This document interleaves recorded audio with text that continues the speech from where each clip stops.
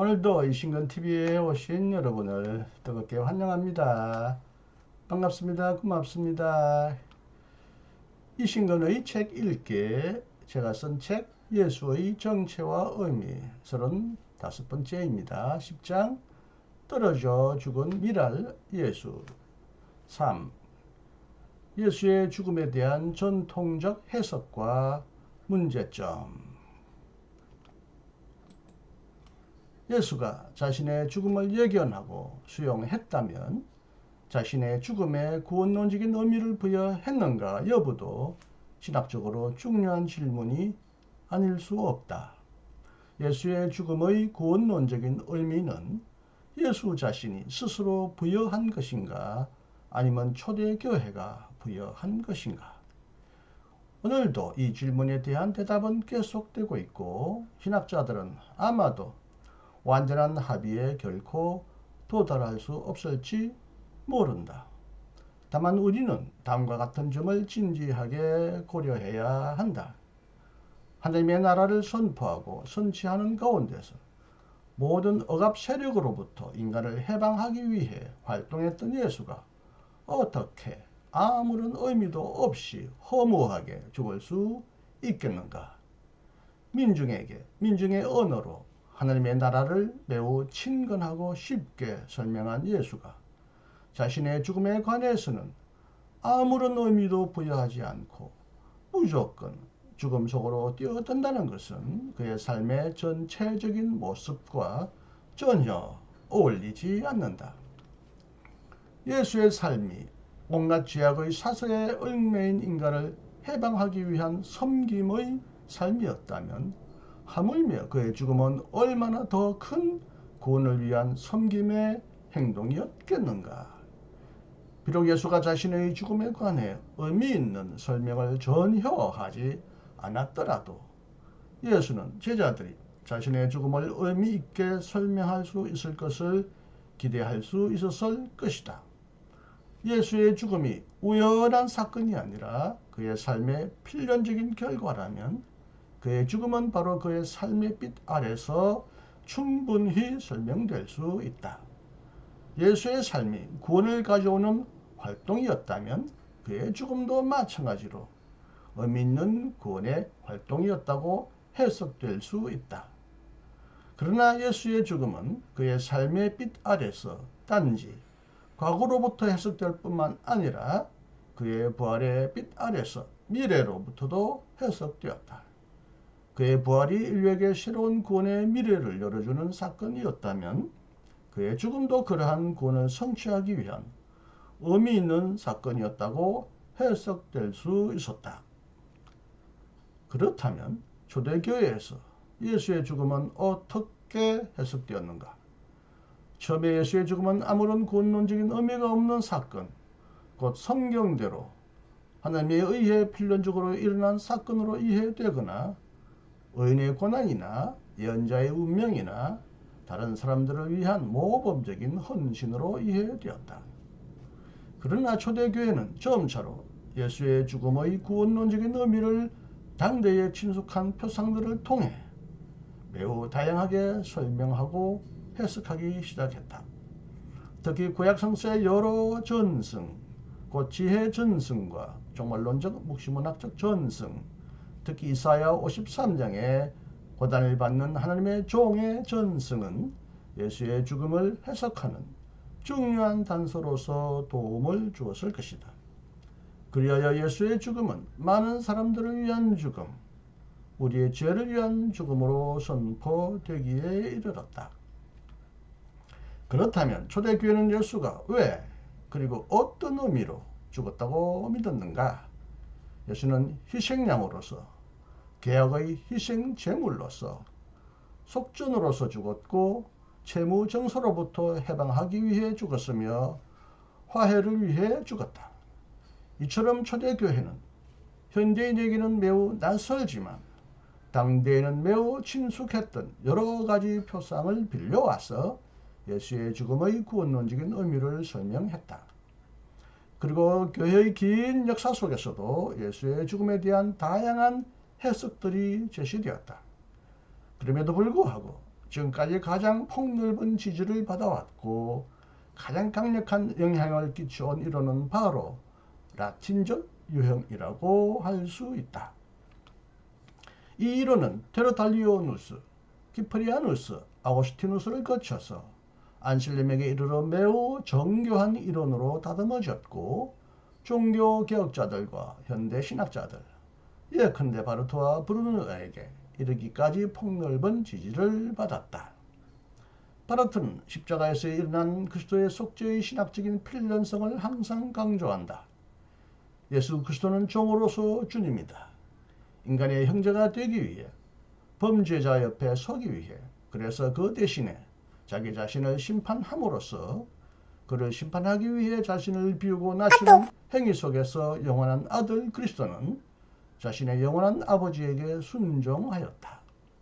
심판자가 우리 대신에 심판을 받는 자가 되었다는 바로 이 사실에 모든 신학은 달려있다. 이 좁은 문은 결코 지나칠 수 없다. 이 좁은 길 외에 다른 길은 없다. 안셀렘은 자신이 쓴 책 쿠어 데우스 호모, 왜 하나님은 인간이 되셨는가에서 예수가 인간으로 와서 죽어야 했던 필연적인 이유를 다음과 같이 설명한다. 인간은 죄를 지음으로써 하나님의 주권을 침해하고 하나님의 영광에 손상을 입혔다. 손상된 하나님의 명예를 회복하기 위해서는 단지 인간이 회개하고 하나님에게 돌아오는 것만으로는 충분하지 못하다. 왜냐하면 하나님은 명예훼손에 상응하는 형벌을 통한 배상이나 보상을 인간에게 요구하시기 때문이다. 그리고 형벌이 없이 죄를 방치하면 하나님의 우주의 영적인 질서는 혼란에 빠질 것이기 때문이다. 그러므로 속죄를 위한 배상은 인간에 의해 이루어져야 한다. 그러나 죄인이 된 인간은 스스로 자신의 죄를 속죄할 수 없기 때문에 하나님인 동시에 인간인 신적인 존재가 속죄를 이루어야 한다.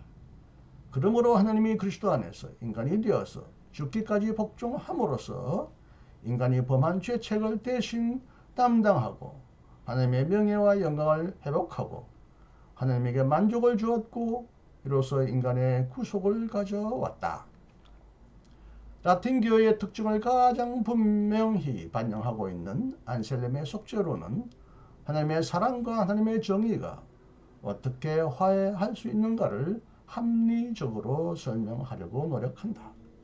그러나 그의 이론은 여러 가지 이유에서 비판을 받는다. 1. 안셀렘의 속죄론은 오직 예수의 죽음만이 구원론적인 의미를 지닌다는 점을 강조함으로써 예수의 생애와 활동에 구원론적인 의미를 완전히 간과해버린다. 그렇다면 예수는 오직 죽기 위해서만 온 셈이 되고 구원은 전적으로 예수의 죽음을 통해서만 일어난 셈이 된다. 그렇다면 예수의 성육신과 활동은 그 자체로서는 본질적인 의미를 지니지 못하고 오직 예수의 죽음을 준비하는 하나의 예비적인 의미만을 지니는 셈이 된다.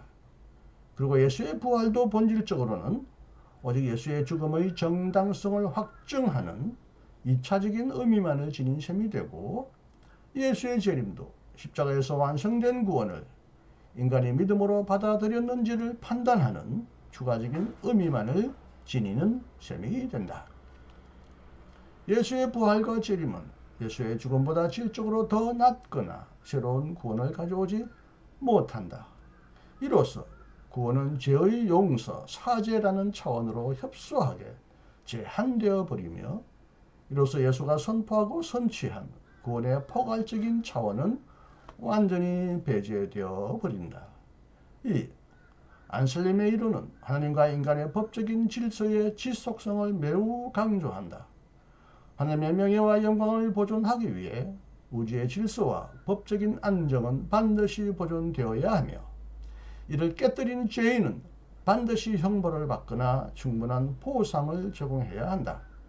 그러나 하나님은 자신이 만든 법적인 질서를 마음대로 깨뜨리거나 바꿀 수 없기 때문에 그것이 완전히 종속되어 있는 존재처럼 비춰진다. 만물을 자유롭게 창조하시고 만물을 새롭게 하시는 하나님은 정작 자신이 만드신 법칙과 법적인 질서에 대해서는 자유로운 결정과 행동을 하실 수 없다. 그렇다면 법칙과 법적 질서가 하나님 위에 있는 셈이다. 여기서 하나님은 자신이 결정한 인과응보의 법칙에 꼼짝 달싹하지 못하게 매여있는 가련한 노예와 같은 존재처럼 보인다. 그렇다면 하나님의 자유는 무엇을 위해 존재하는가? 하나님의 자유는 사랑과 새로운 사귐을 위해 존재하는 것이 아니라 오직 절대로 변경할 수 없는 차가운 인과응보적 정의 실현을 위해서만 존재하는가? 하나님과 인간의 관계는 오직 법적인 질서를 통해서만 유지되기 때문에 하나님과 인간의 인격적인 관계는 매우 미약해진다. 3. 안셀렘에 따르면 그리스도의 죽음은 1차적으로 인간의 죄를 용서하고 인간을 구원하기 위한 죽음이 아니라 손상과 침해를 당한 하나님의 명예와 영광을 회복하기 위한 죽음이다. 따라서 인간을 향한 하나님의 사랑은 무시되고 하나님의 명예와 주권만이 철저히 강조된다. 그리고 하나님은 자신의 명예와 주권을 회복하기 위해 반드시 보상을 받아야만 하는 존재로 나타난다. 왜 하나님은 죄를 범한 인간에게 반드시 보상을 받아야 하는가? 비록 하나님이 스스로 보상할 수 없는 인간 대신에 자신의 아들을 보상의 제물로 희생시킬 만큼 인간을 매우 사랑한 하나님으로 등장하지만 그래도 하나님은 반드시 피를 보아야 만족하는 잔인한 몰록과 같고 인간의 죄에 대한 분노 때문에 유일한 아들의 피를 요구하는 잔인한 독재자나 가학적인 군주와 같아.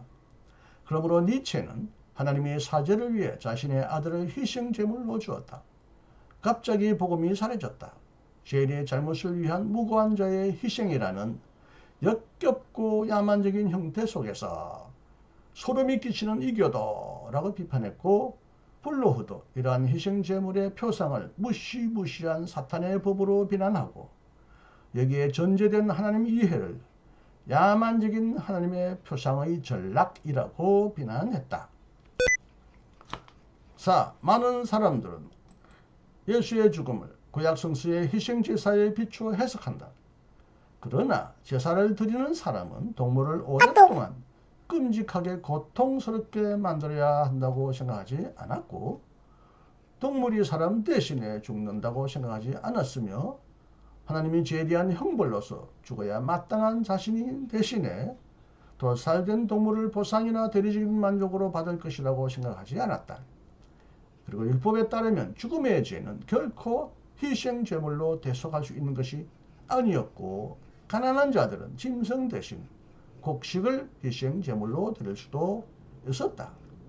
그리고 초기 유대교에서는 비죄적인 속죄도 가능했다. 예컨대 회개, 자선, 선행, 금식, 고난도 속죄의 기능을 하는 것으로 간주되었다. 주 70년 예루살렘 성전이 파괴된 후에는 희생제사가 아닌 다른 방식으로 속죄가 이루어졌다. 5. 안셀렘이 이루는 신약 성서와는 잘 어울리지 않는다. 율법에 근거한 철저한 인과응보의 논리는 예수가 선포한 복음의 정신과 전혀 일치하지 않는다. 율법은 눈은 눈으로 이는 이로 갚으라고 말하고 친구는 사랑하고 원수는 미워라고 말하지만 예수는 친구만이 아니라 자신을 박해하는 원수까지 사랑하고 원수를 위해 기도하라고 말한다. 예수는 심지어 원수의 무리하고 부당한 요구도 받아들일 것을 요구한다. 자신의 입장을 뒷받침하기 위해 예수는 악인과 선인에게 두루 해를 비추시고 어려운 자와 불의한 자에게 비를 고루 내려주시는 하나님을 본보기로 얻는다. 포도원 일꾼의 비유에서도 예수는 사랑의 하나님을 소개한다.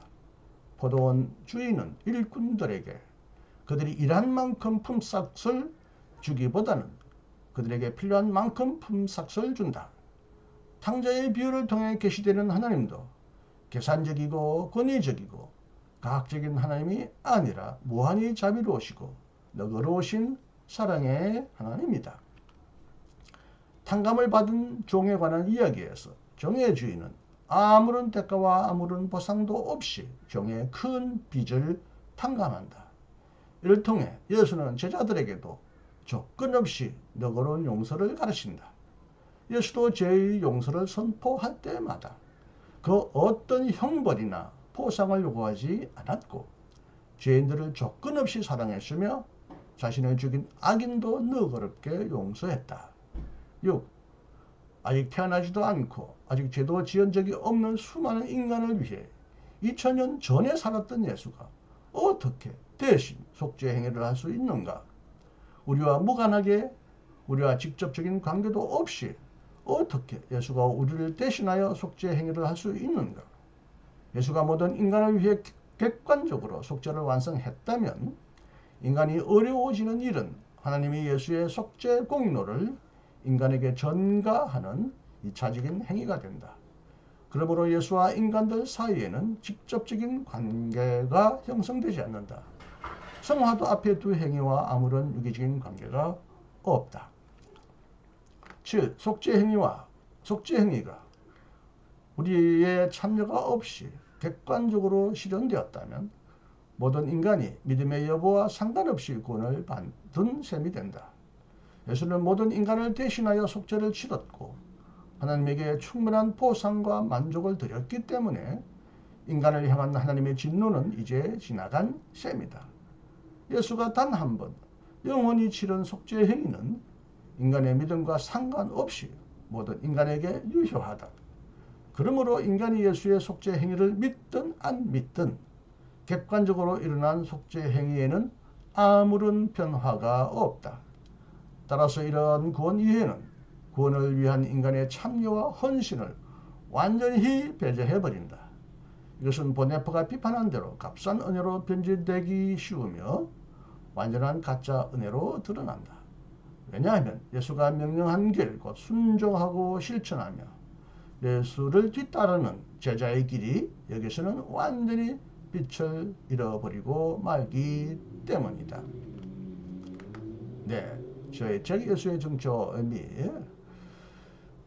오늘도 여러분에게 읽어드렸습니다. 오늘은 특히 예수의 죽음에 대한 전통적인 해석과 그 문제점을 자세히 설명해 드렸습니다.